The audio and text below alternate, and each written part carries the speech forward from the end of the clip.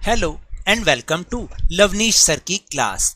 आज की ये शिक्षा निदेशालय राष्ट्रीय राजधानी क्षेत्र दिल्ली की वर्कशीट नंबर 5 जो कि कक्षा 7वीं के विद्यार्थियों के लिए है और यह ली गई है विज्ञान विषय से। और इसमें हम जिस विषय को समझेंगे वह है मृदा में पोषकों की पुनः पूर्ति। यानी जैसा कि हम जानते हैं मृदा के लगातार इस्तेमाल से उसमें पोषक तत्वों की कमी होती रहती है। आखिर इस कमी को कैसे पूरा किया जा सकता है या उन पोषक तत्वों की पुनः पूर्ति किस प्रकार की जाए, यही हम आज की वर्कशीट में डिस्कस करने वाले हैं। तो चलिए शुरुआत करते हैं मेरे साथ और समझने की कोशिश करते हैं।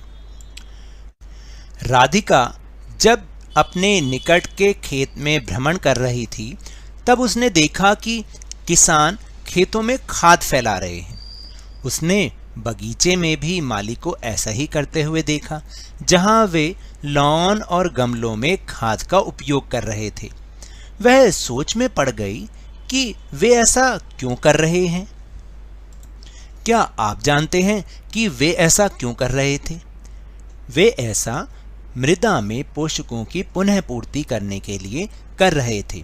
आखिर मृदा में इन पोषक तत्वों की पुनः पूर्ति किस प्रकार की जा सकती है वो अब हम समझते हैं। उसके लिए या तो उसमें उर्वरक मिलाया जाता है या खाद मिलाई जाती है।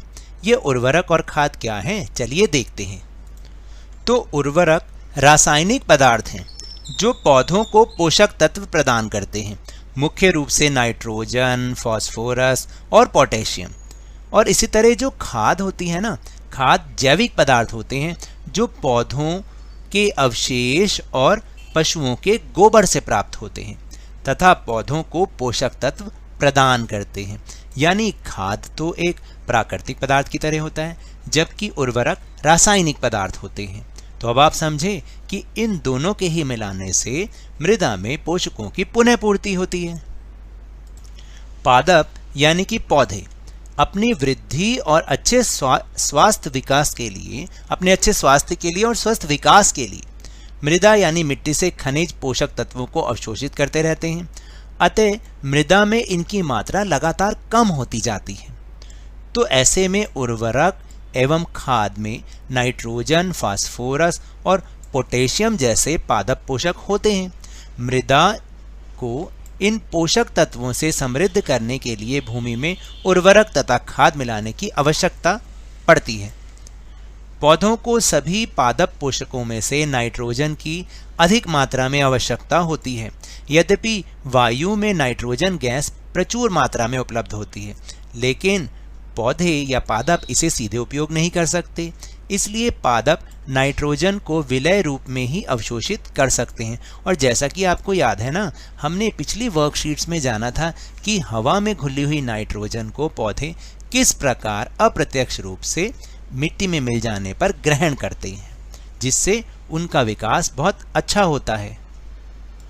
राइजोबियम नामक जीवाणु जो चना, मटर, मूंग और अन्य फलीदार पादपों की जड़ों में रहते हैं, वायुमंडलीय नाइट्रोजन ले सकते हैं और इसे विलय पदार्थों में परिवर्तित कर देते हैं। और अधिकतर दालें फलीदार पादपों से प्राप्त होती हैं। राइजोबियम अपना भोजन स्वयं नहीं बना सकता है। फलीदार पौधे बैक्टीरिया को भोजन और आश्रय प्रदान करते हैं। यह ही सहजीवी संबंध कहलाता है। जैसा कि पिछली वर्कशीट में भी हमने समझा था ना कि जब दो जीव आपस में अपना आश्रय और भोजन साझा करते हैं, शेयर करते हैं, तो इसे हम सहजीवी संबंध कहते हैं। और इसीलिए आज भी हम इसका एक उदाहरण ये पढ़ रहे हैं कि जैसे राइजोबियम नाम का जो जीवाणु है वो अपना भोजन स्वयं तो नहीं बना सकता, इसलिए जो फलीदार पौधे होते हैं वो इस बैक्टीरिया को भोजन और आश्रय प्रदान करते हैं। यह ही सहजीवी संबंध कहलाता है। तो सहजीवी संबंध क्या हुआ? दो जीवों के मध्य संबंध जिसमें दोनों जीव आवास और पोषण के लिए परस्पर लाभान्वित होते हैं, या ये कह दें कि दोनों एक दूसरे पर आश्रित भी होते हैं, तो इसको हम सहजीवी संबंध कहते हैं। तो चलिए अब हम चलते हैं अपने प्रश्नोत्तर की ओर। तो पहला प्रश्न है कि उर्वरक और खाद के बीच एक अंतर लिखिए।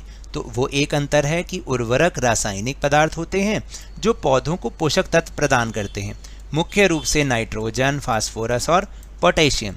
और खाद जैविक पदार्थ होते हैं जो पौधों के अवशेष और पशुओं के गोबर से प्राप्त होते हैं तथा पौधों को पोषक तत्व प्रदान करते हैं। फिर इसके बाद दूसरा प्रश्न है कि पादप के लिए आवश्यक 3 मुख्य पोषक तत्व कौन से हैं। फिलिंग द ब्लैंक्स भरना है हमें, नाइट्रोजन, फास्फोरस और पोटेशियम। तीसरा प्रश्न है कि सहजीवी संबंध से आप क्या समझते हैं। तो सहजीवी संबंध 2 जीवों के मध्य संबंध जिसमें दोनों जीव आवास और पोषण के लिए परस्पर लाभान्वित होते हैं।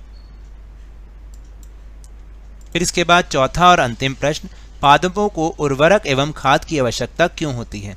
तो इसका उत्तर है कि उर्वरक एवं खाद कृषि में उपज बढ़ाने के लिए प्रयुक्त रसायन हैं जो पेड़ पौधों की वृद्धि में सहायता के लिए इस्तेमाल किए जाते हैं। इसलिए पादपों को उर्वरक एवं खाद की आवश्यकता होती है। तो ये तो थी आज की वर्कशीट। अगर मेरे इस तरह समझाने से आपको थोड़ा सा भी समझ में आया हो तो इस चैनल को ज़्यादा से ज़्यादा सब्सक्राइब कीजिए, लाइक कीजिए और बहुत ज़्यादा शेयर भी कीजिए। और हाँ, मेरे साथ इसी तरह वर्कशीट को समझते रहिए, लेकिन ध्यान और मन लगाकर पूरी मेहनत से पढ़ते रहिए। और अगर आपको कोरोना वायरस से बचना है ना, तो मास्क जरूर लगा के रखिए, क्योंकि जब तक दवाई नहीं तब तक कोई ढिलाई नहीं। धन्यवाद।